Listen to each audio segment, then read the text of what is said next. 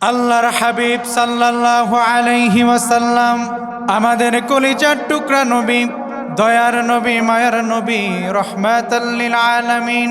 আল্লাহ পাক রব্বুল আলামিন তার নবী সাল্লাল্লাহু আলাইহি ওয়াসাল্লামকে অনেকগুলো মর্যাদা দিয়েছেন। তার মধ্যে একে একে আমরা 15টি গৌরবময় মর্যাদা সম্পর্কে জানব। আল্লাহর হাবিব সাল্লাল্লাহু আলাইহি ওয়াসাল্লামের 1 নম্বর গৌরবময় মর্যাদা হচ্ছে একমাত্র আমার নবী সাল্লাল্লাহু আলাইহি ওয়াসাল্লাম তিনি শুধুমাত্র কোনো গোত্রীয় নবী নয়, তিনি কোনো বংশীয় নবী নয়, তিনি কোনো দেশের নবী নয়। আমার নবী সাল্লাল্লাহু আলাইহি ওয়াসাল্লামের 1 নম্বর গৌরবময় মর্যাদা হচ্ছে আমার নবী গোটা সৃষ্টিকুল যত কিছু আমার আল্লাহ পাক সৃষ্টি করেছেন, আমার নবী সাল্লাল্লাহু আলাইহি ওয়াসাল্লাম ততগুলো সৃষ্টির নবী। আমার ভাইয়েরা, পৃথিবীতে আল্লাহ পাক রব্বুল আলামিন যত নবী পাঠিয়েছেন, এক একজন নবী ছিলেন এক এক গোত্রীয় নবী। আপনি পবিত্র কোরআন আল কারিমের 7 নম্বর সূরা সূরাতুল আরাফের 69 নং আয়াত যদি দেখেন, আল্লাহ পাক রব্বুল আলামিন এখানে একজন নবীর কথা বলেছেন। আল্লাহ পাক রব্বুল আলামিন বললেন, লাকাদ আরসালনা নূহান ইলা কওমিহি فقال يا قوم اعبدوا الله ما لكم من إله غيره إني أخاف عليكم عذاب يوم عظيم।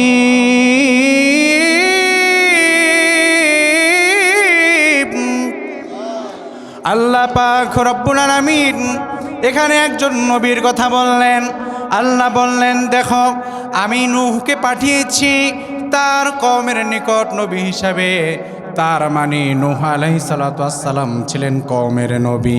আমার ভাইয়েরা, পবিত্র কোরআন আল কারিমের 7 নম্বর সূরা সূরাতুল আরাফের 65 নং আয়াত যদি আপনি দেখেন, আল্লাহ পাক রব্বুল আলামিন এখানে আরেকজন নবীর কথা বলেছেন। সেই নবীর নাম হচ্ছে আল্লাহর পয়গম্বর হযরত হুদ আলাইহিস সালাতু ওয়াস সালাম। আল্লাহ রব্বুল আলামিন বলছেন, ওয়া ইলা আদিন আখাহুম হুদা ক্বালা ইয়া কওমি ইবুদুল্লাহা মা লাকুম মিন ইলাহিন গায়রু আফালা তাত্তাকুন।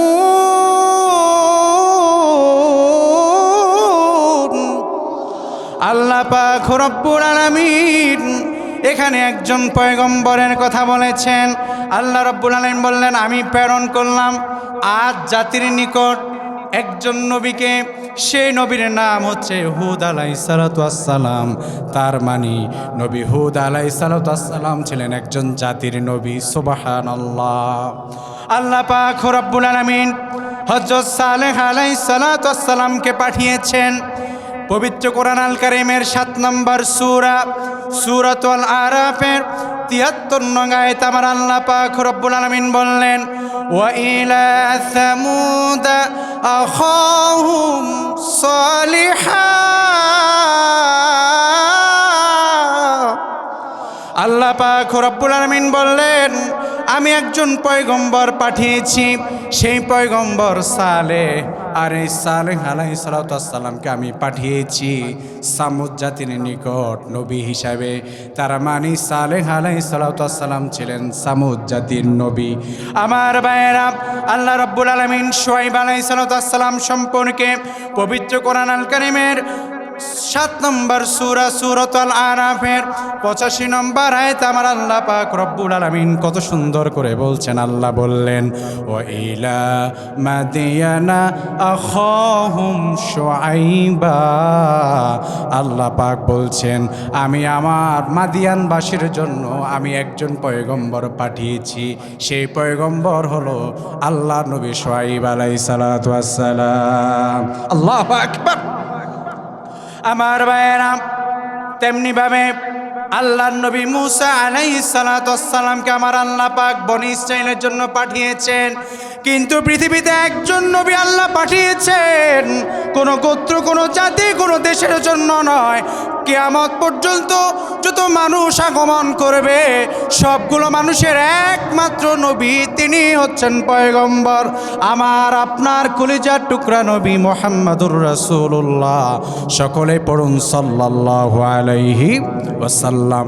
আমার ভাইয়েরা, কথাটি আমার নয়, পবিত্র কোরআন কারীমের 4 নম্বর সূরা সূরাতুন নিসায়ের ৭৯ নং আয়াত আপনি দেখেন, আল্লাহ পাক রব্বুল আলামিন বললেন, ওয়া আরসালনা ইলাইকা লিন-নাসি রুসুলা।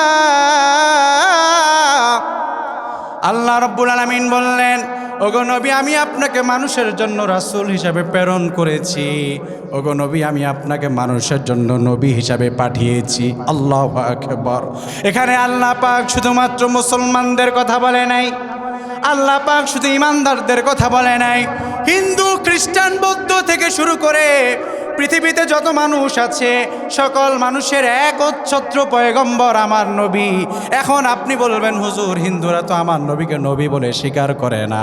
আমি বলবো, আপনি হিন্দুর ঘরে কেন যান? মুসলমানের সন্তানদের দিকে তাকান। মুসলমানের সন্তান কয়টা ছেলে আমার নবীকে মানে? ঠিক কি না? আমার ভাইয়েরা, নবীর নাম মুখে মুখে বড় ভালোবাসি, নবীর নামে মিলাদ সালাম হলে উপস্থিত কেন, পরে তো বারক আছে।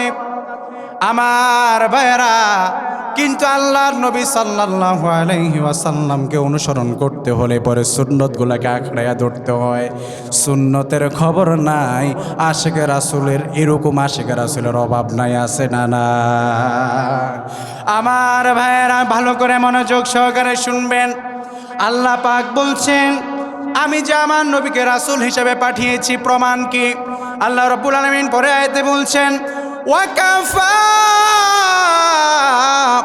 বিল্লাহি শাহিদা। আল্লাহ পাক বলছেন, প্রমাণ হিসাবে একমাত্র আমি আল্লাহই যথেষ্ট। সুবহানাল্লাহ। দুনিয়ার কোনো মানুষ থেকে আমার নবীর সার্টিফিকেট নিতে হয় না।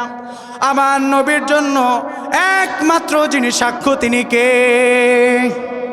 আমার ভাইয়েরা, আল্লাহ পাক রব্বুল আলামিন তিনি শুধুমাত্র এখানে বলেন নাই যে আমি তোমাদের জন্য আমার নবীকে রাসূল হিসাবে প্রেরণ করেছি, দুনিয়াতে যত মানুষ পাঠিয়েছি।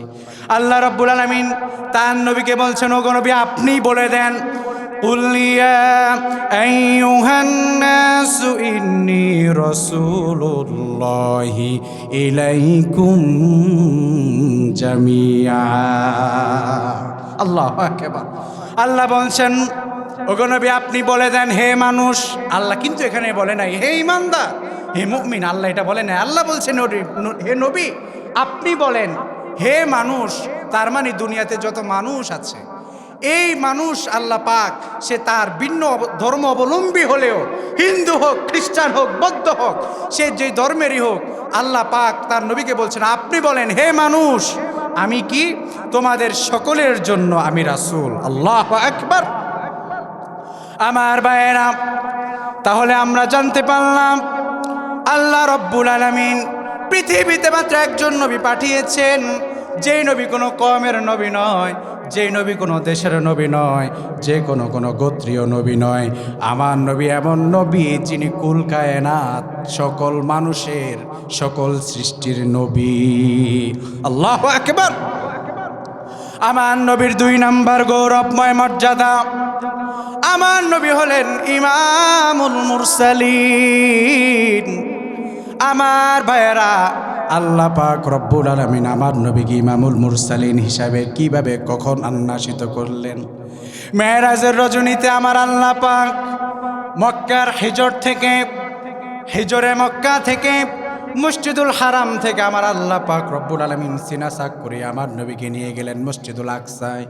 পবিত্র কোরআন আল কারিমে বানি ইসরাইল সূরার 1 নম্বর আয়াত আমার আল্লাহ পাক রব্বুল আলামিন সেটাই বলছেন, সুবহানাল্লাযী আসরা বিআবদিহি লাইলাম মিনাল মাসজিদিল হারাম ইলাল মাসজিদিল আকসা পবিত্র মহান সেই সত্তা, যেই সত্তা তার বান্দাকে মসজিদুল হারম থেকে মসজিদুল আকসা পর্যন্ত সফর করিয়েছেন তাওরাতের কোনো একটা অংশে। যখন আমার নবী সাল্লাল্লাহু আলাইহি ওয়াসাল্লাম মসজিদুল আকসাতে বোরাকটাকে বাহিরে বেঁধে রেখে আল্লাহ নবী মসজিদুল আকসাতে প্রবেশ করলেন। প্রবেশ করা মাত্র দেখলেন, আহারে কি আশ্চর্যজনক ঘটনা! পৃথিবীর প্রথম নবী, প্রথম মানুষ হযরত আদম আলাইহিস সালাম থেকে শুরু করে আল্লাহ নবী হযরত ঈসা আলাইহিস সালাম পর্যন্ত আল্লাহ পাক যত পয়গম্বর পাঠিয়েছেন সকল পয়গম্বর মসজিদুল আকসাতে উপস্থিত। আল্লাহু আকবার। আমার ভাইয়েরা, আল্লাহ পাক রব্বুল আলামিন সাথে সাথে করে জিবরিল আমিনকে বলে দিলেন, জিবরিল আমিন তাড়াতাড়ি করে যাও, আমার নবী, আমার পয়গম্বর, আমার দোস্ত, আমার হাবিবকে হাতটা টেনে নিয়ে সকল নবীদের সামনে ইমামতির মুসল্লায় দাঁড়া করিয়ে দাও। আল্লাহু আকবার। আমার ভাইয়েরা, পৃথিবীর সকল নবী যারা আমার নবীর আগে আগে এসেছে সকলে আমার নবীর পিছনে দাঁড়িয়েছে মুসল্লির কাতারে, আর আমার নবী ইমামতি করলেন।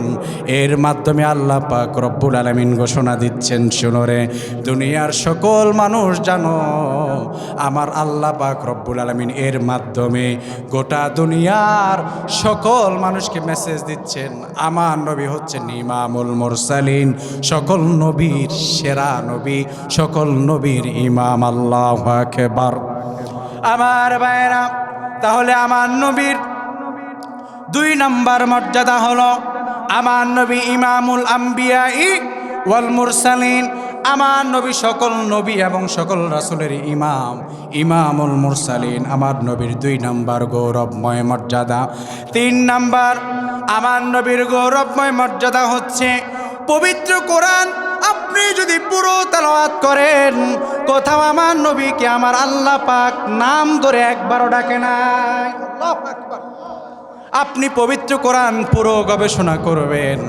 আপনারা তো এখানে যারা আছেন খতমে তারাবি পড়েছেন হাফেজ সাহেবদের পিছনে, বলুন তো কখনো কি কোনো হাফেজ সাহেবের তেলাওয়াতে আল্লাহ তার নবীকে নাম ধরে ডেকেছেন?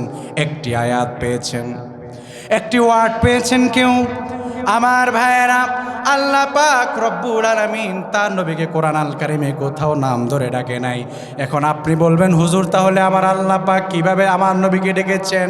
আল্লাহ পাক রব্বুল আলামিন আমার নবীর নবুয়াত এবং রিসালাতের বিশেষণকে বিশেষায়িত করে এক এক সময় আল্লাহ পাক রব্বুল আলামিন এক একভাবে ডেকেছেন। আপনি পবিত্র কোরআন আল কারিম খোলেন, আল্লাহ পাক রব্বুল আলামিন পৃথিবীর প্রথম মানুষ হযরত আদম আলাইহিস সালামকে আল্লাহ পাক নাম ধরে ডেকেছেন। আল্লাহ পাক রব্বুল আলামিন পবিত্র কোরআন আল কারিমে বলছেন, ইয়া আদামুসকুন আনতা ওয়া যাওজুকাল জান্নাতা ওয়া কুলা মিনহা রাগাদান হাইথু শি'তুমা ওয়া লা তাকরাবা হাযিহিশ শাজারাতা ফাতাকুনা মিনাল যালিমিন।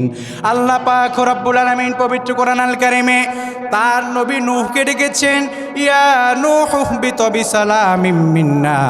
আল্লাহ পাক রব্বুল আলামিন মূসা আলাইহিস সালামকে ডেকেছেন, ইয়া মূসা ইন্নী আনাল্লাহু রব্বুল আলামিন। আল্লাহ পাক রব্বুল আলামিন পবিত্র কোরআন আল কারিমে দাউদ আলাইহিস সালামকে এইভাবে ডেকেছেন, ইয়া দাউদা ইন্না জাআলনা। আল্লাহ পাক রব্বুল আলামিন পবিত্র কোরআন আল কারিমে ইব্রাহিম খলিলুল্লাহকে পর্যন্ত নাম ধরে রেখেছেন। আল্লাহ রব্বুল আলামিন বললেন, ইয়া ইব্রাহিম ক্বাদ সাদ্দাকতার রুইয়া ইন্না কাযালিকা নাজজিল মুহসিনিন। আল্লাহ পাক রব্বুল আলামিন নবী লূতকে ডেকেছেন, ইয়া লূত। আল্লাহ পাক রব্বুল আলামিন নবী ইয়াহইয়াকে ডেকেছেন, ইয়া ইয়াহইয়া। আল্লাহ পাক কোরআন আল কারিমে জাকারিয়া আলাইহিস সালামকে ডেকেছেন, ইয়া জাকারিয়া। কিন্তু আমার আল্লাহ পাক কোরআন আল কারিমের এক জায়গায়ও তার নবীর নাম ধরে ডাকে নাই। আল্লাহু আকবার। আমার ভাইয়েরা, তাহলে আল্লাহ পাক রব্বুল আলামিন কিভাবে ডেকেছেন? আগেই বলেছিলাম, নবুয়াত এবং রিসালাতের বিশেষণকে বিশেষায়িত করে আল্লাহ পাক রব্বুল আলামিন তার নবীকে ডেকেছেন। যেমন আপনি পবিত্র কোরআন আল কারিমের 8 নম্বর সূরা সূরাতুল আনফালের 64 নং আয়াত আপনি দেখেন আল্লাহ রাব্বুল আলামিন বললেন, ইয়া আইয়ুহান নাবিয়্যু হাসবুকাল্লাহু ওয়া মান ইত্তাবা'আকা মিনাল মুমিনিন। আল্লাহ বললেন, হে নবী, সুবহানাল্লাহ। তার মানে এখানে আল্লাহ পাক তার নবীকে নবী বলে ডেকেছেন। আল্লাহু আকবার। এরপরে পবিত্র কোরআন আল কারিমের 5 নম্বর সূরা সূরাতুল মাইদার 67 নং আয়াত আপনি দেখেন আল্লাহ পাক রব্বুল আলামিন এখানে তার নবীকে কি বলে ডেকেছেন। আল্লাহ রব্বুল আলামিন বললেন, ইয়া আইয়ুহার রাসূলু বাল্লিগ মা উনজিলা ইলাইকা মির রাব্বিক। এখানে আল্লাহ পাক রব্বুল আলামিন তার নবীকে হে রাসূল বলে ডেকেছেন। আল্লাহু আকবার। তার মানে আল্লাহ পাক কোথাও ইয়া মুহাম্মদ একবারও বলে। আল্লাহু আকবার। এটা আমার নবীর গৌরবময় মর্যাদা যে কোরআনুল কারীমের কোথাও আল্লাহ পাক তার নবীর নাম ধরে। আমার ভাইয়েরা, মাঝে মাঝে আমার আল্লাহ পাক তার নবীকে অবস্থা বুঝে ব্যবস্থা নিয়েছেন, অবস্থা বুঝে ব্যবস্থা নিয়েছেন। যেমন আল্লাহ পাক রব্বুল আলামিন তার বন্ধু আমার কলিজার টুকরা নবী সাল্লাল্লাহু আলাইহি ওয়াসাল্লামের উপর হেরা গুহাতে প্রথম যখন আল্লাহ পাক কোরআন নাজিল করলেন, যখন ওহী আসলো, আল্লাহর নবী এতটাই আতঙ্কিত হয়ে গেলেন, যেটাকে বলা হয় ফিতরাতুল ওয়াহি। আল্লাহর নবী সাল্লাল্লাহু আলাইহি ওয়াসাল্লাম দীর্ঘদিন যাবৎ আতঙ্কিত ছিলেন। এরপরে আল্লাহ পাক রব্বুল আলামিন তার নবীকে দীর্ঘদিন যাবৎ তিনি যখন অসুস্থ ছিলেন, এরপরে তিনি তার প্রবীণ একজন সাহাবীর পরামর্শ নিলেন। পরামর্শ নেওয়ার পরে আল্লাহর হাবিব সাল্লাল্লাহু আলাইহি ওয়াসাল্লাম আবারও হেরা গুহায় ধ্যান করার জন্য গেলেন। হেরা গুহাতে ধ্যান শেষ হলো, আল্লাহর নবী সাল্লাল্লাহু আলাইহি সাল্লাম আবারও ঘরে ফিরলেন। কিন্তু আল্লাহর নবী ঘরে ফিরলেন এতটাই আতঙ্কিত আল্লাহর নবী চাদরকে মুড়ি দিয়ে আল্লাহর নবী বসে আছেন। আল্লাহ পাক রব্বুল আলামিন এবার তার নবীকে বলছেন, ইয়া আইয়ুহাল মুদ্দাসসির কুম ফাআনযির ওয়া রাব্বাকা ফাকাব্বির। আল্লাহু আকবার। এত আসতে বললেন আল্লাহু আকবার, আরো জোরে চাই আল্লাহু আকবার। আল্লাহু আকবার। মুমিনের আল্লাহু আকবারের ধ্বনি শুনলে পরে এই শোলাকান্দি ঈদগাহ ময়দানে আর কোনো শয়তান থাকার সুযোগ আছে? শয়তান এখনো আপনাদের মাঝে মাঝে আছে, এজন্য তো কেউ কেউ উঠে যান। উঠবেন না, খুব গুরুত্বপূর্ণ আলোচনা হচ্ছে, একটু মনোযোগ সহকারে বসে আর চিৎকার করে আল্লাহর নামগুলো উচ্চারণ করলে পরে মাঝে মাঝে যে শয়তানগুলো আছে এগুলো ইনশাআল্লাহ পালিয়ে যাবে, মানুষ পালাবে না ইনশাআল্লাহ। আমার ভাইয়েরা, আল্লাহ পাক তার নবীকে ডাকছেন কত আদর করে। দেখেন আল্লাহ পাক বললেন, হে চাদরওয়ালা। আমার নবী চাদর মুড়ি দিয়ে বসে আছেন, আল্লাহ তার নবীকে ডাকছেন, হে চাদরওয়ালা উঠেন, আপনি চাদরগুলোকে ঝেড়ে ফেলে দেন, আর আপনি আপনার রবের নাম উঁচু করেন, রবের নামে সাক্ষ্য দেন, আপনি আপনার রবের দেওয়া দাওয়াত দিন, পৌঁছে দেন, আপনি আপনার রবের পবিত্রতা উচ্চ কণ্ঠে আপনি প্রচার করেন। আল্লাহু আকবার। আমার ভাইয়েরা, এজন্য আল্লাহ পাক কোরআনে কোথাও তার নবীর নাম ধরেনি, আমাদের নবীর নাম ধরেনি, আল্লাহও ধরেনি। আমাদেরকে আমার আল্লাহ পাক তার নবীর নাম ধরতে নিষেধ করেছেন। নবীর নাম ধরে ধরে বেয়াদফের মতো আল্লাহ পাক রব্বুল আলামিন বলতে নিষেধ করেছেন। কথাটি আমার নয়, পবিত্র কোরআনুল কারীমের 24 নম্বর সূরা সূরাতুন নূরের 63 নং আয়াত আমার আল্লাহ পাক রব্বুল আলামিন কত সুন্দর করে বলছেন, লা তাজআলু দুআআর রাসূলি বাইনাকুম কাদুআই বা'দিকুম বা'দা।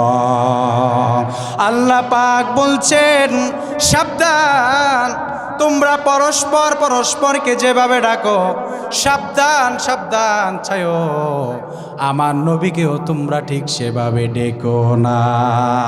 তার মানে নবীর নাম ধরে ডাকা এটা চরম গোস্তাখি।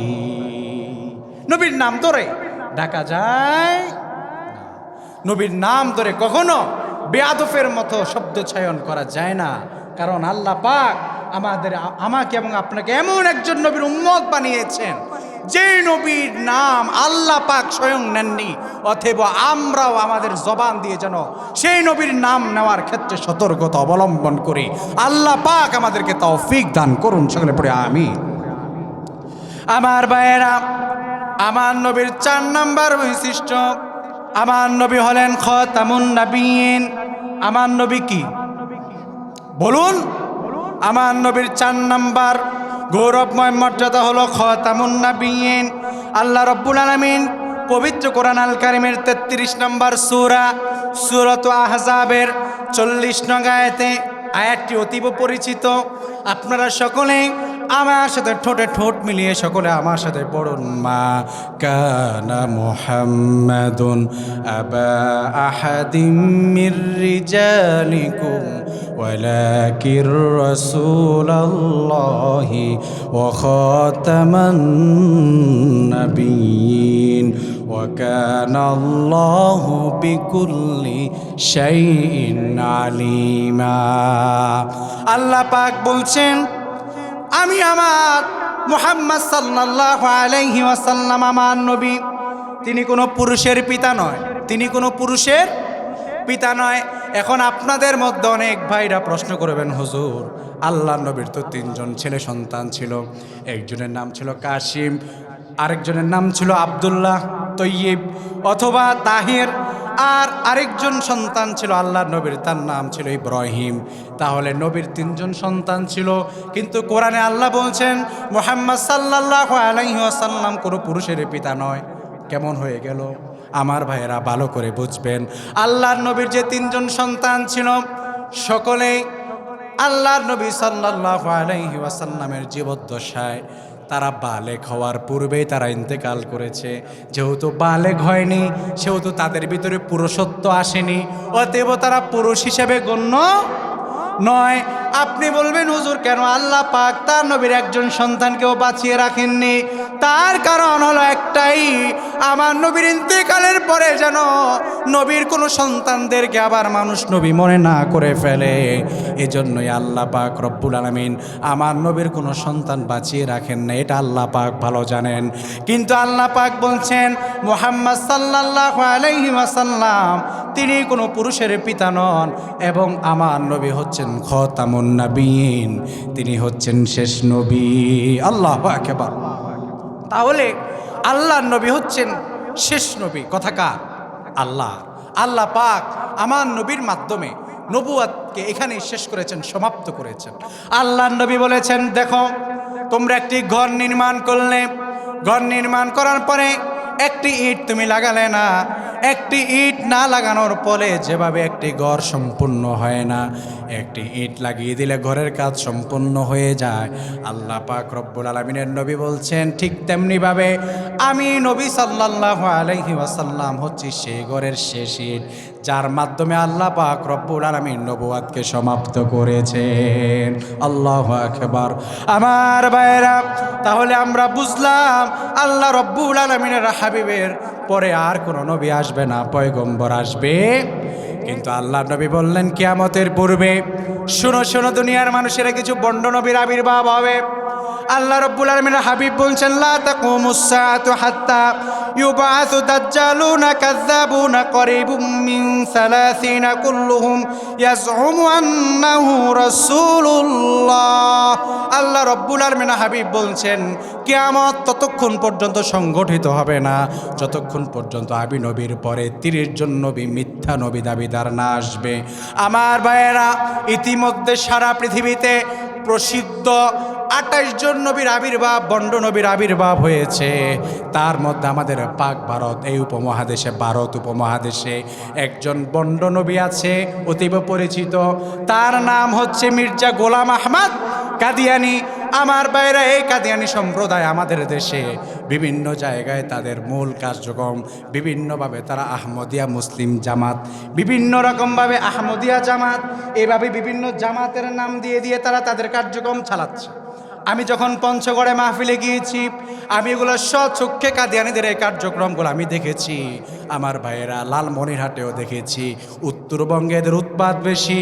আমার ভাইয়েরা ভালো করে শুনেন, ভালো করে বুঝবেন, আল্লাহ নবীর পরে কেউ যদি নবী দাবি করে সে কি আমার ভাইয়েরা, আল্লাহর নবী বলছেন আমার পরে যদি কোনো নবী সে যদি নবী দাবি করে সে ভণ্ড নবী। আর আল্লাহর নবী বললেন কিয়ামতের পূর্বে 30 জন এমন আসবে যারা নিজেকে নবী দাবিত করবে, কিন্তু তারা মূলত মিথ্যা নবী দাবিদার। আমাদের ভারত উপমহাদেশে যে ভণ্ড নবী দাবিদার তার নাম হচ্ছে গোলাম আহমদ কাদিয়ানী। এই সম্প্রদায়ের কাজ আমার বাংলাদেশে দৃশ্যমান। আমার কথা হচ্ছে আল্লাহর নবীকে যারা শেষ নবী মানে না তারা মুসলমান হতে পারে? আপনারা বলেন, আল্লাহর নবীকে যারা শেষ নবী মানে না তারা কি মুসলমান হতে পারে? আপনারা সকলে সাক্ষ্য দিচ্ছেন এক বাক্যে সাক্ষ্য দিচ্ছেন। তাহলে বলুন, আমার দেশ এটা 95% মুসলমানের দেশ, এখানে 95% মুসলমানদের বসবাস। এই দেশের সরকার যিনি হন তিনিও এই দেশের মুসলমানদের ভোটে সরকার হয়। এই দেশের যে চালিকা শক্তি অর্থ এই দেশের মুসলমানদের পকেটে ট্যাক্সের পয়সা এই দেশ চলে। এই দেশের মানুষের অর্থে, মুসলমানদের অর্থে যে দেশ পরিচালিত হয়, সেই দেশে কাদিয়ানী সম্প্রদায় কিভাবে তারা তাদের কার্যক্রম পরিচালনা করে? অনতিবিলম্বে কাদিয়ানীদেরকে অমুসলিম ঘোষণা করতেই হবে।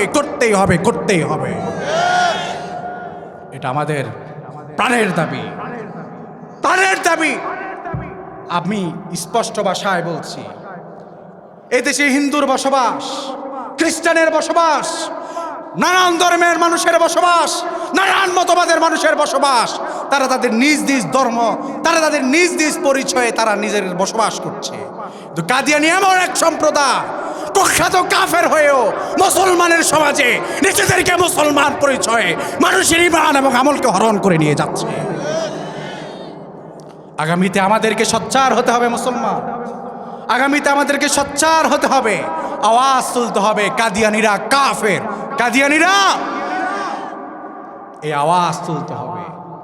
মুসলমান ভাইয়েরা, আমরা দেখেছি সমাবেশ হয়েছে নভেম্বরে, সারা বিশ্ব থেকে ওলামায়ে কেরাম এসেছে। কাদিয়ানী আগের যেটা এখনো সেটা, সম্মেলনের জায়গায় হয়েছে। তার কারণ হচ্ছে এমন একজন ইমানদার শাসক আমরা পাই নাই, যার কারণে আল্লাহর নবী সাল্লাল্লাহু আলাইহি সাল্লামের আকাশ চুম্বি সম্মান খাতামুন নবিয়্যিন নিয়ে কাদিয়ানী টানাটানি করার পরেও আজও পর্যন্ত তাকে কাফের হিসাবে আমরা ঘোষণা করাইতে পারি না। আসুন আমরা আগামীতে সেই দাবি তুলি। তাহলে আমার নবী সাল্লাল্লাহু আলাইহি সাল্লামের গৌরবময় মর্যাদাগুলোর মধ্যে আরেকটি মর্যাদা হচ্ছে আমার নবী খাতামুন নবিয়্যিন।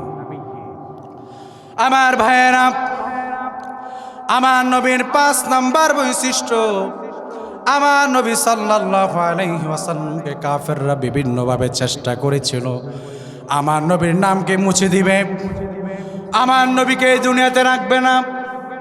আমার নবীর সাহাবীদের উপরে এত পরিমাণ নির্যাতন করেছে। আপনাদেরকে একটি নির্যাতনের বর্ণনা আমি আপনাদেরকে শোনাতে চাই। আবু বকর সিদ্দিক রাদিয়াল্লাহু তাআলা আনহু একদিন কাবা শরীফের চত্বরে নামাজ আদায় করছে। আল্লাহর নবী দেখলেন আবু বকর নামাজ শেষ করে আল্লাহর নবীর সামনে দিয়ে হাঁটছেন, পুরা বুক রক্তে ভিজে আছে, আর আবু বকরের নাক পেটে রক্ত বের হচ্ছে। আল্লাহর নবী বললেন, আবু বকর তোমার এই অবস্থা কেন? আবু বকর বলল, গো নবী, যখন আমি কাবার চত্বরে নামাজ পড়ার জন্য দাঁড়িয়েছি আর কাফেররা এসে তাদের খরম জুতা দিয়ে আমার নাকের মধ্যে এত সজোরে আঘাত করেছে, আমার নাক পেটে রক্ত বেয়ে আমার বুক ভিজে গেছে। এত পরিমাণ নির্যাতন করেছে। আমার নবীর নির্যাতন, তায়েফের নির্যাতন কে না জানেন? আল্লাহর নবীর জন্য পুরা মক্কা একটি অন্ধকারাচ্ছন্ন হয়ে গেল। যেই মক্কাতে আমার নবীর জন্ম, যেই মক্কাতে আমার নবী জন্মগ্রহণ করেছে, যেই মক্কার শাসকরা ছিলেন আমার নবীর চাচাদের মধ্যে, যেই নবীর যারা তৎকালীন সময়ে মক্কার ক্ষমতার আসনে ছিলেন, তারা ছিলেন কারা? আল্লাহর নবীর বংশধর চাচা, এরকম টাইপের লোকরা পুরা মক্কা নগরীর ক্ষমতায় তারা। এরপরেও তারা নবীকে কেন আঘাত করেছে? এরপরেও তারা কেন আমার নবীকে একের পর এক আঘাত করেছে? কেন আমার নবীকে সহ্য করতে পারে নাই? তারা দেখছে মুহাম্মদ সাল্লাল্লাহু আলাইহি ওয়াসাল্লামের কারণে আমাদের গতি হারিয়ে যেতে পারে, ক্ষমতা নষ্ট হয়ে যেতে পারে। এই ভয়ে তারা আল্লাহর নবীকে মক্কাতে কাজ করতে দেয়নি। আমার ভাইয়ের, আল্লাহর নবী মদিনায় হিজরত করলেন। মদিনায় হিজরত করার পরে মদিনাবাসীকে আমার আল্লাহ পাক রব্বুল আলামিন আমার নবীর সঙ্গী বানিয়ে দিলেন। শুধু কি তাই, আমার ভাইয়ের, আল্লাহ পাক রব্বুল আলামিন তার নবীকে কত সুউচ্চ মর্যাদা দান করেছেন। আল্লাহর নবী সাফা পাহাড়ে দাঁড়িয়ে আল্লাহর দ্বীনের জন্য দাওয়াত দিচ্ছেন, আল্লাহকে একত্ববাদ হিসাবে ঘোষণা দিচ্ছেন। আমার নবীর চাচা আবু লাহাব সাত পাহাড়ের নিচ থেকে বলছেন, মুহাম্মদ ধ্বংস হোক তোমার দুই হাত। আমার আল্লাহ পাক রব্বুল আলামিন তিনি কতটা রাগান্বিত হয়ে গিয়ে বললেন, ওগো আল্লাহর নবী, আপনাকে আবু লাহাব বদদুয়া দিয়েছে, আপনি ধ্বংস হয়ে যান। আল্লাহ রব্বুল আলামিন পবিত্র কোরআন আল কারিমে সকলে আমার সাথে পড়ুন, তাব্বাত ইয়াদা আবি লাহাবিন ওয়া তাব মা আগনা আনহু মালুহু ওয়া মা কাসাব সায়াসলা নারান যাতা লাহাব ওয়া ইমরাআতু হাম্মালাতাল হাতাব في جيدها حبل من مسد। আমার ভাইরা, আল্লাহ পাক রব্বুল আলামিন স্পষ্ট ভাষায় জানিয়ে দিলেন, ধ্বংস হোক আবু লাহাবের দুই হাত, যে দুই হাত বাড়িয়ে আমার নবীর জন্য বদদুয়া করেছে। ধ্বংস হোক আবু লাহাব, ধ্বংস হোক আবু লাহাবের পুরো বংশ, পরিবার পরিজন। আমার ভাইয়েরা ভালো করে বুঝবেন, আল্লাহ নবীর নাম নিশানা মুছে দেওয়ার জন্য কাফেররা অনেক চেষ্টা করেছেন, কিন্তু তারা কোনোদিন সফল হতে পারে নাই। বরং আল্লাহ বললেন, ওয়ারাফা'না লাকা যিকরাক। আল্লাহু আকবার। আল্লাহ বলেন, ওগো নবী, আমি আপনার মাকাম দিন দিন বাড়াতে থাকবো। কাফেররা চাইবে আপনাকে দমানোর জন্য, কিন্তু আমি আল্লাহ পাক আপনার মান মর্যাদা বৃদ্ধি করতেই থাকবো। আল্লাহু আকবার। আমার ভাইয়েরা, আল্লাহর নবীর 6 নম্বর গৌরবময় মর্যাদা হচ্ছে, আমার আল্লাহ পাক রব্বুল আলামিন তার নবীকে কাউসারের পানি দান করেছেন। কি দান করেছেন? কাউসার দান করেছেন। আল্লাহ পাক রব্বুল আলামিন পবিত্র কোরআন আল কারিমে সূরাতুল আল কাউসারে, মাত্র পবিত্র কোরআনের সবচেয়ে ছোট সূরা, 3 আয়াতের সূরা, আল্লাহ রাব্বুল আলামিন বলছেন, সকলে আমার সাথে পড়ুন, ইন্না আ'তাইনাকাল কাউসার ফাসাল্লি লিরাব্বিকা ওয়ানহার ইন্না শানিআকা হুয়াল আবতার। আল্লাহ রাব্বুল আলামিন বলছেন, ওগো নবী, আমি আপনাকে কাউসারের পানি দান করেছি। আল্লাহ পাক রব্বুল আলামিন কি এমন কাউসারের পানি দান করেছেন? এই কাউসারের পানির দাম কত? কিয়ামতের কঠিন ময়দানে যখন আমরা দাঁড়িয়ে যাব, কিয়ামতের বিভীষিকাময় দিনে, এক বিঘত উপরে যখন আমরা 1,40,00,000 সেন্টিগ্রেড যুক্ত তাপমাত্রা যখন আমাদের উপর ছেড়ে দিবে, গোটা দুনিয়ার মানুষগুলো যখন গামের সাগরে হাবুডুবু খাবে, আমার ভাইয়েরা, তখন আমার নবী একদল ব্যক্তিকে ডেকে ডেকে এক জাতীয় পানি পান করাবেন, যে পানি পান করলে পরে 50,000 বছর পর্যন্ত ওই বান্দার আর কোনো পিপাসা লাগবে না। আর সেই পানির নাম হচ্ছে কাউসারের পানি। সেই পানির নাম কি? কাউসারের পানি। আল্লাহু আকবার। আল্লাহ রাব্বুল আলামিন বললেন, অতএব ফাসাল্লি লিরাব্বিকা ওয়ানহার, অতএব আপনি সালাত আদায় করবেন আর নহর করবেন, মানে কুরবানি করবেন। তার মানে বোঝা যায়, সালাত আদায় করে না যারা, কাউসারের পানি পাবে না তারা। ঠিক কিনা? এজন্য কাউসারের পানির মতো দৌলত যদি পেতে চাই, নামাজ ছেড়ে দেওয়া যাবে? নামাজ ছাড়া যাবে। আর আল্লাহ বললেন, নহর করো, কুরবানি করো। আল্লাহু আকবার।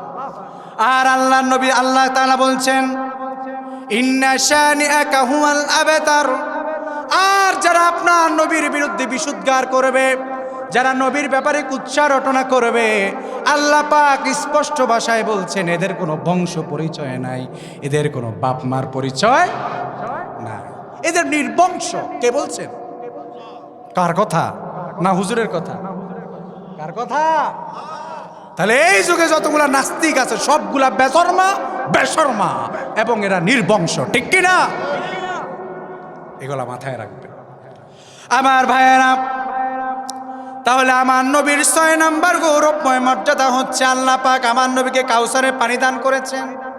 আমার নবীর 7 নাম্বার গৌরবময় মর্যাদা হচ্ছে আল্লাহ নবী সাল্লাল্লাহু আলাইহি ওয়াসাল্লামকে আল্লাহ পাক রব্বুল আলামিন সুপারিশ করার ক্ষমতা দিয়েছেন।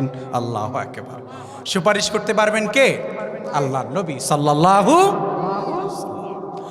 আমার ভাইয়েরা, কিয়ামতের কঠিন ময়দানে মানুষগুলা দৌড়ে যাবে হযরত আদম আলাইহিস সালামের কাছে, গিয়ে বলবে, ওগো আমাদের পিতা, আদি পিতা, আপনি তো প্রথমে এসেছেন দুনিয়াতে, আমরা সবাই আপনার বংশধর। আজ কিয়ামতের কঠিন ময়দানে আপনি দেখছেন না আপনার সকল সন্তানেরা কি বিপদে আছে, মুসিবতে আছে, দেখেন না গ্রামের সাগরে হাবুডুবু খায়। ওগো আল্লাহর নবী, আজ কিয়ামতের কঠিন ময়দানে আপনি আল্লাহর দরবারে আমাদের জন্য একটু সুপারিশ করে দেন। হযরতে আদম বলবেন, আহারে তোমরা আমার কাছে এসেছো, আমি আল্লাহর সাথে, আল্লাহর নবীরা ভুল করেছেন এটা বললে পরে ঈমান থাকবে না, আল্লাহর নবীরা ভুল করেছেন এটা বললে ঈমান থাকবে না। কিন্তু হযরত আদম বলবে, আল্লাহ পাক আমার উপরে একটু পরীক্ষা নিয়েছেন, আমি সেই পরীক্ষায় ঠিকভাবে উত্তীর্ণ হতে পারিনি, আজ আমি এই ভয়ে আছি। আল্লাহ পাক যদি আমাকে সেই পরীক্ষা সম্পর্কে আজ ধরে ফেলে, আমি এই ভয়ে আছি। আমার বাইরে এবার লোক সকল দৌড়িয়ে চলে যাবে আল্লাহর নবী নূহ আলাইহিস সালামের কাছে। আল্লাহর নবী নূহ বলবে, আমি আমার উম্মতের জন্য বদদুয়া করেছিলাম, তাই আজ আল্লাহ পাকের কাছে কি জবাব দেব, আমি সেই ভয়ে আছি। এবার মানুষগুলো চলে যাবে আমার ভাইয়েরা নবী ইব্রাহিম আলাইহিস সালামের কাছে। ইব্রাহিম আলাইহিস সালামও নিষেধ করে দিবে, আমি পারবো না। এবার লোক সকল চলে যাবে মূসা আলাইহিস সালামের কাছে। মূসা আলাইহিস সালাম বলবে, আহারে আমি এক থাপ্পড়ে নমরুদের বংশধরকে মেরেই ফেলেছি। আমার ভাইয়েরা, তাহলে ভালো করে শুনবেন, লোকেরা চলে যাবে মূসা আলাইহিস সালামের কাছে। তিনি বলবেন, আমি এক থাপ্পড়ে নমরুদের একটা বংশধরকে মেরে ফেলেছিলাম, আজ আল্লাহ পাক সেই হত্যাকাণ্ড নিয়ে আমাকে ধরে ফেলে কিনা সেই চিন্তায় আমি আছি। এবার লোকেরা চলে যাবে আল্লাহর নবী ঈসা আলাইহিস সালামের কাছে। ঈসা আলাইহিস সালামের নিকট যাওয়ার পরে এবার ঈসা আলাইহিস সালাম বলবে, আহারে খ্রিস্টানরা আমাকে আল্লাহর পুত্র বানিয়ে ইবাদত করেছে, আজকে আমাদের কঠিন ময়দানে আমার আল্লাহ পাক জানি না আমাকে কোন প্রশ্নের কাঠগড়ায় দাঁড় করিয়ে দেয়, আমি এই ভয়ে আছি। তোমরা চলে যাও আখিরি পয়গম্বর নবী মুহাম্মদুর রাসূলুল্লাহ, আমরা পড়ি সাল্লাল্লাহু আলাইহি ওয়াসাল্লামের কাছে। লোকেরা চলে যাবে, যা দেখবে কঠিন হাসরের ময়দানে কোনো প্রকার কোনো ছায়া নাই, আর সে নিচে একটু ছায়া আছে, সে ছায়ার নিচে আমার আপনার নবী সাইয়্যিদুল মুরসালিন রাহমাতাল লিল আলামিন কলিজার টুকরা নবী আমার সিজদার মধ্যে লুটিয়ে আছেন আর বলছেন, ইয়া উম্মতি, ইয়া উম্মতি। আরে আমার নবী সে আর শাজিমের ছায়া তলে পড়ে ইয়া উম্মতি, ইয়া উম্মতি, ইয়া উম্মতি বলে জপছেন। আমার ভাইরা, আমার নবীর কাছে যখন উম্মতেরা যাবে, আমার নবী উম্মতের দিকে তাকাবেন আর আল্লাহকে বলবেন, ওগো আল্লাহ, আপনি আমার উম্মতের এই বিভীষিকাময় অবস্থা দেখছেন, আজ আপনি আপনার জন্য, আমি আমার উম্মতের জন্য সুপারিশ করছি, আপনি বিচার কার্যালয়ে তাড়াতাড়ি শুরু করে দেন। আল্লাহ পাক রব্বুল আলামিন হাবিব নিজেই বলছেন, আনা সাইয়্যিদু ওয়ালাদি আদম ইয়াউমাল কিয়ামাহ, আমি নবী কিয়ামতের কঠিন ময়দানে সকল আদম সন্তানের নেতা হয়ে যাব। পড়ি আল্লাহু আকবার। কিয়ামতের দিন সকল আদম সন্তানের নেতাকে আমার নবী সাল্লাল্লাহু আলাইহি ওয়াসাল্লাম। আল্লাহ নবী বলছেন, আমি কিয়ামতের দিন সকল আদম সন্তানের নেতা হয়ে যাব এবং আউয়ালু মাইয়ানশাক্কু আনহুল কবর, এবং আমি নবীকে প্রথম কবর থেকে উত্তোলন করা হবে। ও আউয়ালুশ শাফিঈন, এবং আমি নবীর শাফায়াতকে গ্রহণ করা হবে এবং আমি নবীর সর্বপ্রথম শাফায়াত করব। এবং ও আউয়ালু মুশাফফাঈন, এবং আমি নবীর শাফায়েত সবার আগে সবার প্রথমে গ্রহণ করা হবে। আমার ভাইয়েরা ভালো করে বুঝবেন, আল্লাহর নবী বললেন কিয়ামতের ময়দানে সকল আদম সন্তানের নেতা হয়ে যাব আমি। সবার প্রথমে কবর থেকে উঠানো হবে আমি নবীকে, এবং কিয়ামতের কঠিন ময়দানে সবার প্রথমে আমি আল্লাহর কাছে সুপারিশ করব, এবং সবার সুপারিশের আগে আমি নবীর সুপারিশ আল্লাহ পাক কবুল করবে। তাহলে সুপারিশ করবেন কে? সুপারিশের মালিক কে? দুনিয়ার কোনো পীর, দুনিয়ার কোনো মাজার, কোনো ওলি, কোনো রকম কেউ আপনার জন্য সুপারিশ করতে পারবে না, যদি না মান যাল্লাযী ইয়াশফাউ ইনদাহু ইল্লা বিইজনি, আল্লাহর অনুমতি ছাড়া। ঠিক কি না? কোনো পীর যদি বলে আমার দরবারে মুরিদ হলে পরে তোমাকে আমি সুপারিশ করে জান্নাতে নিয়ে যাব, তোমার নামাজও লাগবে না, রোজাও লাগবে না, কিচ্ছু লাগবে না, রোল তবলা বাজাইবা, গান বাজনা করবা, মদ গাঞ্জা খাইবা, সারাদিন মাজারে পড়ে থাকবা, আর তোমারে জান্নাতে আমি নিয়ে যাব। ওই পীরও বন্ড, আর যেগুলো ওর কাছে গিয়ে পড়ে থাকে ওইগুলাও বন্ড। ঠিক কিনা? আমার ভাইরা ভালো করে বুঝবেন, ইসলামের নাম, আল্লাহর নামে, আল্লাহর নবীর নামে যতগুলো সাধু মতবাদ আমার দেশে প্রতিষ্ঠিত আছে, এগুলো সবগুলো ভ্রান্ত মতবাদ, এগুলার সাথে ইসলামের কোনো সম্পর্ক। তাহলে সুপারিশ করার মালিক কে? সুপারিশ করার মালিক আল্লাহ, আর অনুমতি সবার আগে যিনি পাবেন তিনি কে? আমার নবী সাল্লাল্লাহু আলাইহি ওয়াসাল্লাম। আমার নবীর 8 নম্বর গৌরবময় মর্যাদা হচ্ছে আমার নবীর মাধ্যমে জান্নাত উদ্বোধন হবে। পড়িন আল্লাহু আকবার। আল্লাহর নবীর মাধ্যমে জান্নাত উদ্বোধন হবে। আল্লাহ নবী সাল্লাল্লাহু আলাইহি ওয়াসাল্লাম বললেন আতি বাবাল জান্নাতি ইয়াউমাল কিয়ামাহ, কিয়ামতের দিন আমি যখন জান্নাতের মধ্যে যাব, জান্নাতের দরজার মধ্যে যাব, আমি নবী বলবো ফাস্তাফতিহ, দরজাটাকে খুলে দাও। ফেরেশতারা বলবে মান আনতা, আপনি কে? ফেরেশতা বলবে কি আপনি কে? আল্লাহ নবী বললেন আনা মুহাম্মাদুর রাসূলুল্লাহ। আমরা পড়ি সাল্লাল্লাহু আলাইহি ওয়াসাল্লাম। আল্লাহ নবী বলবেন আমি হচ্ছে আখিরি পয়গম্বর মুহাম্মাদুর রাসূলুল্লাহ সাল্লাল্লাহু আলাইহি ওয়াসাল্লাম। ফেরেশতা এবার ডাক দিয়ে বলবে বিকা উমিরতু লা আফতাহু লি আহাদিন ক্বাবলাক। আল্লাহ পাক যেদিন জান্নাত সৃষ্টি করেছেন সেদিন আমাকে এই জান্নাতের দরজায় দাঁড় করিয়ে দিয়েছেন, এবং আল্লাহ পাক রব্বুল আলামিন বলে দিয়েছেন সাবধান সাবধান, আমার আখিরি পয়গম্বর না আসা পর্যন্ত জান্নাতের দরজা যেন না খোলে। আল্লাহু আকবার। তার মানে জান্নাতে যিনি সবার প্রথমে প্রবেশ করবেন, উদ্বোধন যিনি করবেন, তিনি আমার এবং আপনার নবী সাল্লাল্লাহু আলাইহি ওয়াসাল্লাম। আল্লাহু আকবার। আপনারা বলবেন হুজুর আমার নবী যদি জান্নাতে চলে যায় তাহলে পরে আমাদের কি হবে? ঠিক কি না? আল্লাহর নবী সাল্লাল্লাহু আলাইহি ওয়াসাল্লাম যদি জান্নাতে চলে যায়, আমরা হতে পারে আল্লাহর নবীর শেষ নবীর উম্মত আমরা, কিন্তু আমরা শেষে আসলেও পরে আল্লাহ নবীর খাতিরে সকল নবীদের উম্মতরা থাকবে পিছনে, আর আমরা থাকব সবার আগে। আখিরি পয়গম্বরের উম্মতেরা সবার আগে জান্নাতে প্রবেশ করবে। নবীদের মধ্যে সবার আগে জান্নাতে যাবেন আমার নবী, আর উম্মতের মধ্যে সবার আগে জান্নাতে যাবে আমরা। সকলে পড়ি না আলহামদুলিল্লাহ। আমার ভাইয়ারা, তাহলে আমরা জানলাম কেমনে। আপনি বলবেন হুজুর এটা কিভাবে সম্ভব? আপনারা যারা বিদেশে বিমানে সফর করেছেন, বিমানে সাধারণত 3 রকমের সিট থাকে।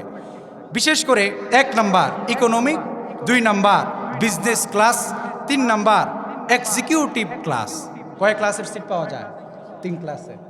বিশেষ করে যারা ইকোনমিক ক্লাস এই সিটে যারা যাত্রী এই ক্লাসের যারা যাত্রী তারা সিরিয়ালে থাকে, সিরিয়ালে তারা যায়। আর যারা বিজনেস ক্লাস এবং কি এক্সিকিউটিভ ক্লাসের যারা সিট যারা কাটে বা টিকিট কাটে, তাদের জন্য তারা যখনই আসে তখনই তাদের জন্য ভিআইপিভাবে গাড়ি প্রস্তুত করা হয়, তাদেরকে তাড়াতাড়ি করে বিমানে তুলে দেওয়া হয়। মানে তাদের জন্য কোনো সিরিয়ালের কোনো প্যারা নাই। আমি এবং আপনি আমরা হচ্ছি সেই নবীর উম্মত, যেই নবীর উম্মতেরা জান্নাতে যেতে গেলে পরে সিরিয়াল ধরা লাগবে না। বিজনেস এবং এক্সিকিউটিভ ক্লাসের সিটের যাত্রীদের মতো আল্লাহ পাক আমাদেরকে ভিআইপিভাবে জান্নাতে প্রবেশ করিয়ে দেবেন। সুবহানাল্লাহ। এটা আমাদের গৌরবময় মর্যাদা। আল্লাহু আকবার। আমার ভাইয়েরা, আল্লাহ নবীর 9 নাম্বার গৌরবময় মর্যাদা হচ্ছে আল্লাহ নবীর উপরে পৃথিবীতে একমাত্র আমার নবী সাল্লাল্লাহু আলাইহি ওয়াসাল্লাম, যার উপর স্বয়ং ফেরেশতা এবং আমার আল্লাহ পাক স্বয়ং দুরূদ পাঠ করে। পবিত্র কোরআন আল কারীমের 33 নম্বর সূরা সূরাত আহজাবের 56 নং আয়াত আমার আল্লাহ পাক রব্বুল আলামিন বললেন, আমরা সকলে আয়াতটি পারি, সকলে আমার সাথে পড়ুন। ইন্নাল্লাহা ওয়া মালাইকাতাহু ইউসাল্লুনা আলান নবী ইয়া আইয়ুহাল্লাযীনা আমানু সাল্লু আলাইহি ওয়া সাল্লিমু তাসলিমা। আল্লাহু আকবার। আল্লাহ পাক বললেন, নিশ্চয়ই কাসিম সাহেব চলে আসছেন, সকলে বলেন নারায়ে তাকবীর, লিল্লাহে তাকবীর। সোলাকান্দিবাসীর পক্ষ থেকে আলহামদুলিল্লাহ আমাদের প্রধান মেহমান নজরুল ইসলাম কাসিম সাহেব হাফিজাহুল্লাহ আমাদের মাঝে এসে উপস্থিত হয়েছেন, আলহামদুলিল্লাহ। আমার ভাইয়ের, আমি আবার মূল আলোচনায় চলে যাচ্ছি। আল্লাহ পাক রব্বুল আলামিন পবিত্র কোরআন আল কারীমে বলছেন, নিশ্চয়ই ঊর্ধ্ব জগতে যত ফেরেশতারা আছে সকল ফেরেশতারা সকলে আমার নবীর উপর দুরূদ পাঠ করে। স্বয়ং আমি আল্লাহ পাক নিজেও আমার নবীর উপর দুরূদ পাঠ করি। আল্লাহু আকবার। আমার ভাইয়েরা, তাহলে আল্লাহ পাক কোরআনুল কারীমে বলছেন, তোমরাও যথাযথভাবে আমি নবীর উপরে তোমরাও আমার নবীর উপর দুরূদ পাঠ করো। আমার ভাইয়েরা, দুরূদ আমরা কেন পাঠ করব? দুরূদ পাঠের ফজিলত কি? আল্লাহ রাব্বুল আলামিন হাবিব বললেন, মান সাল্লা আলাইয়া সালাতান ওয়াহিদা সাল্লাল্লাহু আলাইহি আশরু সালাওয়াত ওয়া হুত্তাত আনহু আশরু খতিআত ওয়া রুফিআত লাহু আশরু দারাজাত। আল্লাহর নবী সাল্লাল্লাহু আলাইহি ওয়াসাল্লাম বললেন, কেউ যদি আমি নবীর উপরে একবার দুরূদ পাঠ করে, আল্লাহ রাব্বুল আলামিন হাবিব বললেন, 1 নাম্বার তার জীবন থেকে 10টি সগীরা গুনাহ আল্লাহ পাক রব্বুল আলামিন মাফ করে দেন। পড়ি সুবহানাল্লাহ। আল্লাহ পাক রব্বুল আলামিন তার উপর 10 বার রহমত নাজিল করেন। 3 নম্বরে আল্লাহ পাক রব্বুল আলামিনের দরবারে তার 10 গুণ মর্যাদা বেড়ে যায়। সকলে পড়ুন আল্লাহু আকবার। তাহলে একবার দুরূদ পড়লে 10-এ 10-এ কতবার? 30 বার আল্লাহ পাক 30টি ফজিলত আল্লাহ পাক আমাদের উপর নাজিল করে দেন। আল্লাহু আকবার। আমার ভাইয়েরা, তিরমিজি শরীফের বর্ণনা, আল্লাহর হাবিব সাল্লাল্লাহু আলাইহি ওয়াসাল্লাম বললেন, আওলান নাসি বি ইয়াউমাল কিয়ামাতি আকসারুহুম আলাইয়া আসসালাহ। আল্লাহর নবী সাল্লাল্লাহু আলাইহি ওয়াসাল্লাম বলেছেন, যে বেশি বেশি আমি নবীর উপর দুরূদ পাঠ করবে, কিয়ামতের কঠিন ময়দানে সে আমি নবীর ঠিক তত নিকটে থাকবে। বেশি বেশি করে দুরূদ পড়লে কার নিকটে থাকা যাবে? নবীর নিকটে থাকা যায়। আল্লাহু আকবার। আমার ভাইয়েরা, এবার আসুন আপনাদেরকে একদল বখিলকে পরিচয় করিয়ে দেই। আল্লাহ নবী সাল্লাল্লাহু আলাইহি সাল্লাম বলেছেন, আল বাখিলু মান যুকিরতু ইনদাহু ফালাম ইউসাল্লি আলাইয়া।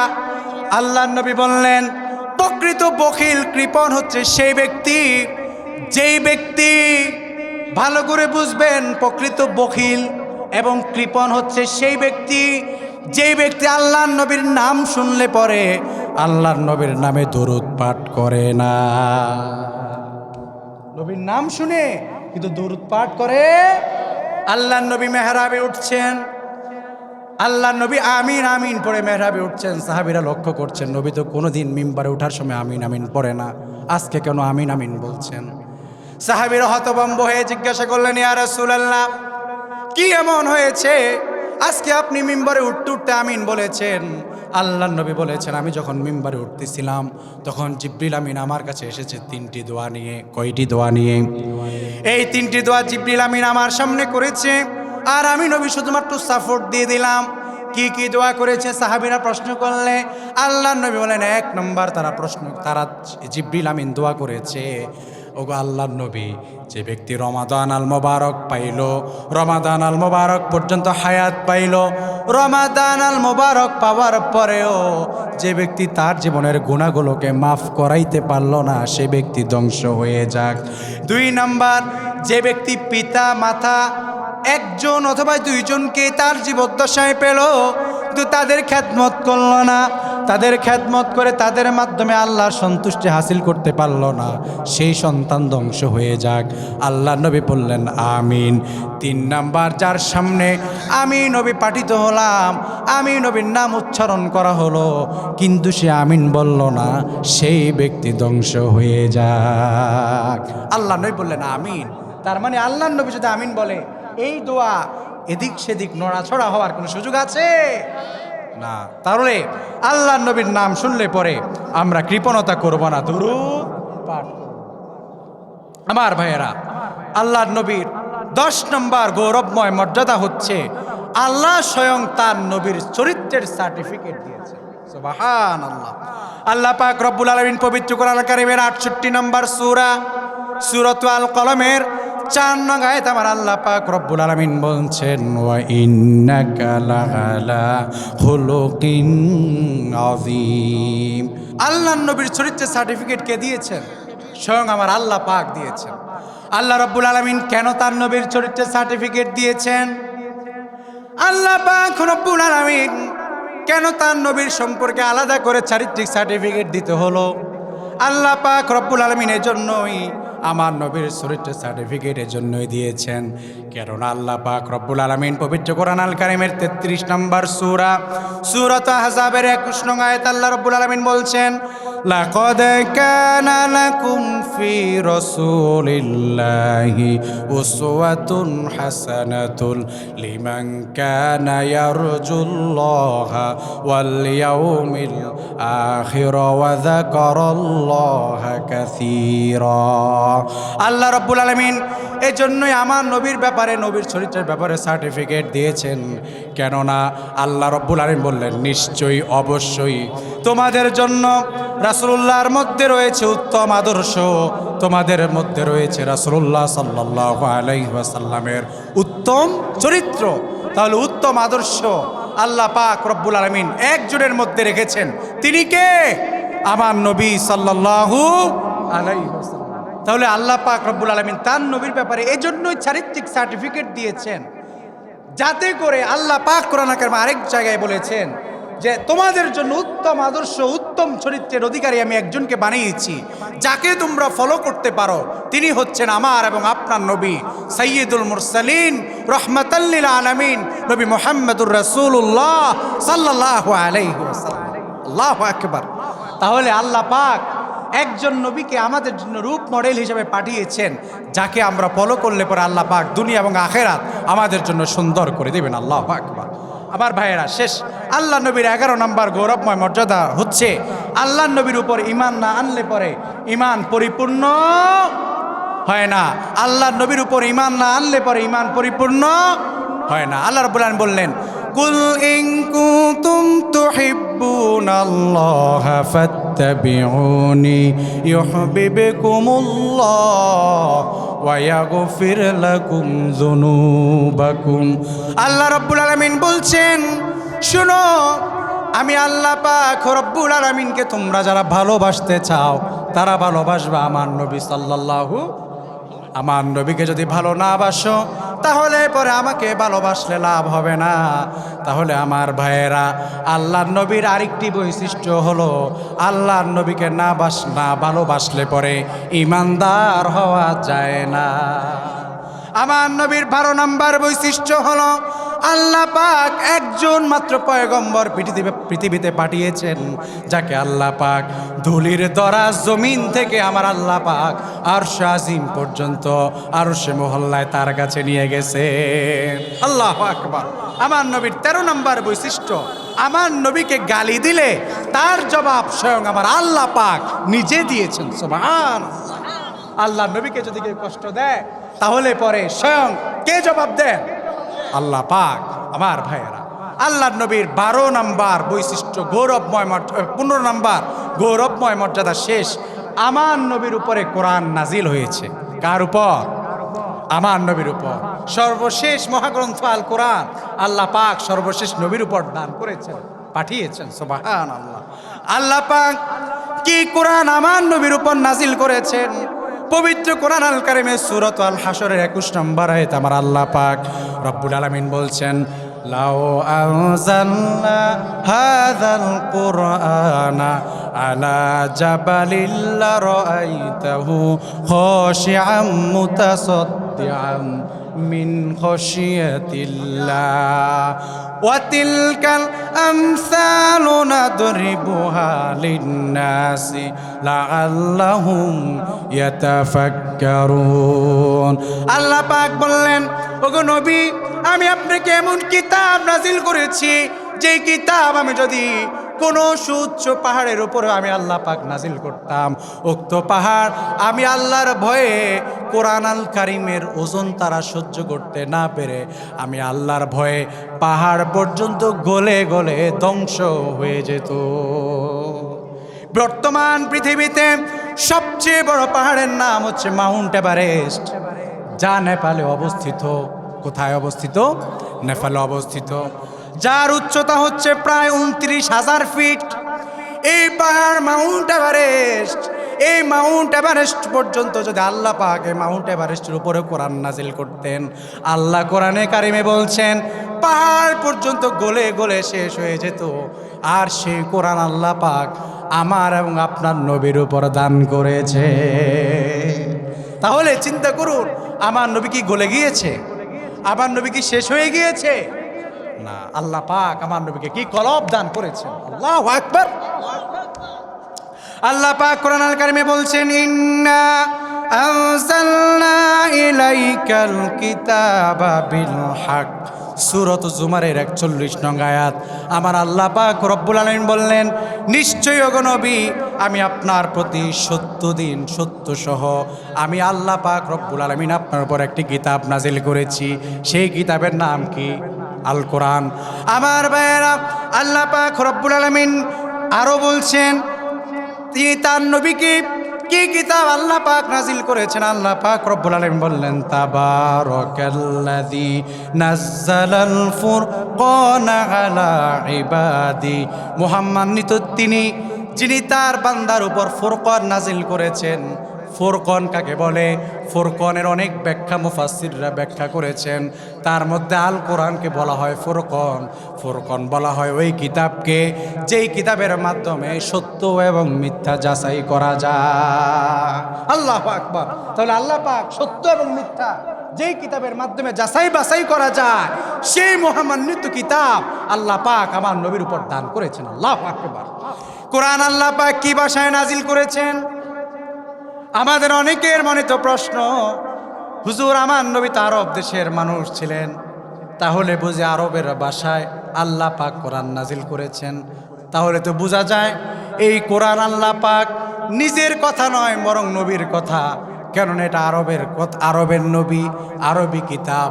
আমার ভাইয়েরা, আপনারা যারা সৌদি আরবে থেকে এসেছেন অথবা মক্কা মদিনায় থেকে এসেছেন, আপনারা নিশ্চয়ই লক্ষ্য করেছেন সেই দেশের মধ্যে তাদের নিজস্ব সাংস্কৃতিক ভাষা আছে না নাই? তাদের নিজস্ব সাংস্কৃতিক ভাষা আছে, আরবের ভাষা, যেটা কোরআনের সাথে মোটেই মিলে না। যদি এতই সহজ হতো ভাই, তাহলে পরে 10-12 বছর কমই মাদ্রাসা আর আলিয়া মাদ্রাসায় গোড়ার গাছ কেটে আলেম হয়ে লাভ নেই। সৌদি আরবে 3-4 বছর থেকে ভাষা টাষা শিখে আসলেই তো বড় হুজুর, ঠিক কি না? হওয়া যাইতো না? কিন্তু থাকলেও পরে আয়সা কি কোরআন শরীফের তর্জমা করার সুযোগ আছে?